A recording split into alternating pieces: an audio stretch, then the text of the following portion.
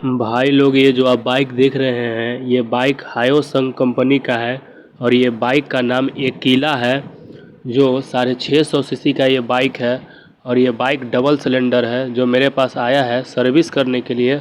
और आगे का शॉकर लीकेज है, शॉकर बनाना है दोनों। तो आपको ये बाइक कैसा लगा कमेंट बॉक्स में ज़रूर बताइएगा, और अच्छा लगे तो वीडियो ज़रूर शेयर कर दीजिएगा। और ये भी बताइएगा कि ये हायोसंग कंपनी का बाइक आप पटना में देखे हैं कि नहीं। ये किम जॉन का देश का है, यानी उत्तर कोरिया का। बहुत तगड़ा बाइक है भाई, हमको तो बहुत अच्छा लगा, और आपको अच्छा लगे तो शेयर कर दीजिए।